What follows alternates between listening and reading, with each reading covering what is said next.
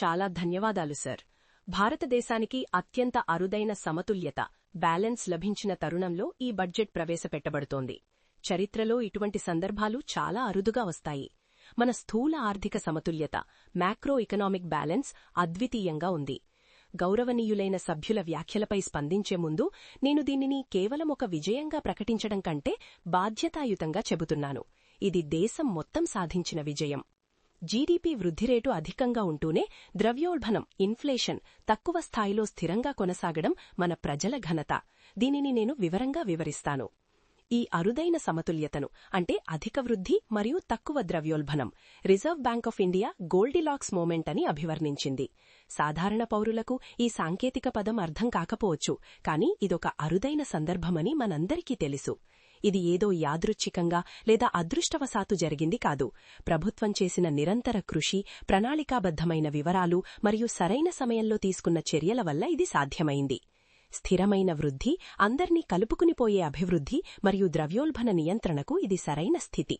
వృద్ధిరేటు బాగుండాలంటే ద్రవ్యోల్బణం కొంచెం ఎక్కువే ఉండాలి కదా అని కొందరు నాతో అన్నారు. కానీ ఈ బడ్జెట్ మనకు వచ్చే 2 దశాబ్దాల వరకు, అంటే 2047 నాటి వికసిత్ భారత్ లక్ష్యం దిశగా ప్రణాళికలు రూపొందించుకోవడానికి ఆత్మవిశ్వాసాన్ని ఇస్తోంది. అంతర్జాతీయ సవాళ్లు ఉన్నప్పటికీ సామాన్యులకు దిశానిర్దేశం చేసేలా ఈ బడ్జెట్ ఉంది. జాతీయ గణాంకాల కార్యాలయం ఎన్ఎస్ఓ అంచనాల ప్రకారం 2025-26 సంవత్సరానికి వాస్తవ జీడీపీ వృద్ధి రేటు 7.4% ఉండనుంది. ద్రవ్యోల్బణం సిపిఐ 2% తగ్గింది. ప్రపంచవ్యాప్తంగా ఇటువంటి బలమైన వృద్ధి మరియు ధరల స్థిరత్వం కలిపి ఉండడం చాలా అరుదు. ఇది భారత ఆర్థిక పునాదుల బలాన్ని ప్రతిబింబిస్తుంది. ఈ ఆర్థిక వ్యవస్థ బాగులేదు అని విమర్శించేవారు భారత ప్రజల శ్రమను అవహేళన చేస్తున్నట్లే.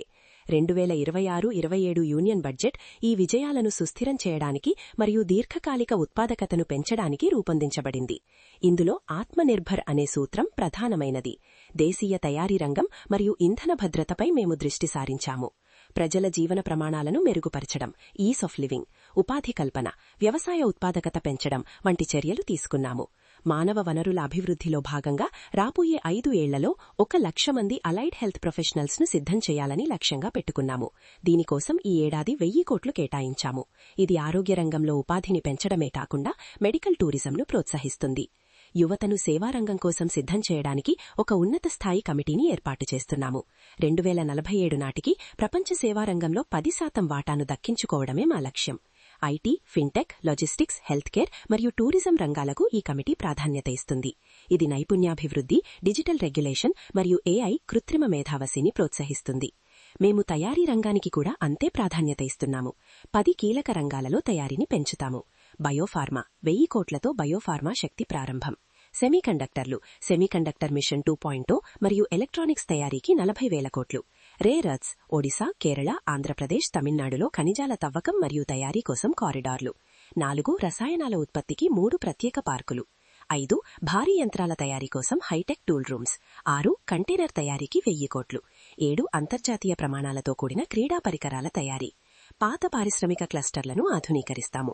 టెక్స్టైల్ రంగంలో సమర్థ్ 2.0 ద్వారా నైపుణ్యాభివృద్ధి చేస్తాము. ఎంఎస్ఎంఈల కోసం 1000 కోట్లతో ఎంఎస్ఎంఈ గ్రోత్ ఫండ్ ఏర్పాటు చేస్తున్నాము. ప్రభుత్వ రంగ సంస్థలన్నీ టీరేట్స్ ప్లాట్ఫామ్లో చేరాలి. తద్వారా చిన్న పరిశ్రమలకు చెల్లింపులు సకాలంలో అందుతాయి. లీథియం, కోబాల్ట్ వంటి ఖనిజాలకు కస్టమ్స్ డ్యూటీ మినహాయించాము. ఈస్టర్న్ కోస్ట్ ఇండస్ట్రియల్ కారిడార్ను అభివృద్ధి చేస్తాము. రాష్ట్ర ప్రభుత్వాలు ఈ పథకాల్లో చురుగ్గా పాల్గొనాలని కోరుతున్నాను. ఏ రాష్ట్రమైనా మెరుగైన ప్రణాళికతో వస్తే ఈ మెగా స్కీమ్ల ద్వారా ప్రయోజనం పొందవచ్చు. బ్యాంకింగ్ రంగంలో రుణ లభ్యత 13.8% పెరిగింది. వికసిత్ భారత్ కోసం బ్యాంకింగ్ రంగంపై ఉన్నత స్థాయి కమిటీ సమీక్ష నిర్వహిస్తుంది. కొందరు సభ్యులు నిధుల కోత విధిస్తున్నారని ఆరోపిస్తున్నారు, కానీ అది వాస్తవం కాదు. గతంలో నిధులు కేటాయించినా అవి ఖర్చు కాకుండా బ్యాంకుల్లో పడి ఉండేవి. ఇప్పుడు పీఎఫ్ఎంఎస్ మరియు ఎస్ఎన్ఏ వ్యవస్థల ద్వారా ప్రతి పైసా ఎక్కడుందో మాకు తెలుస్తుంది. పని జరిగినప్పుడే నిధులు విడుదల చేస్తున్నాము. దీనివల్ల వృధా అరికట్టబడుతోంది. యూపీఏ హయాంలో 14 ప్రధాన సామాజిక రంగాల్లో 6.4% నిధులు ఖర్చు కాకుండా మిగిలిపోయేవి. మా ప్రభుత్వంలో అది కేవలం 1% తగ్గింది. ఇది మా క్రమశిక్షణకు నిదర్శనం.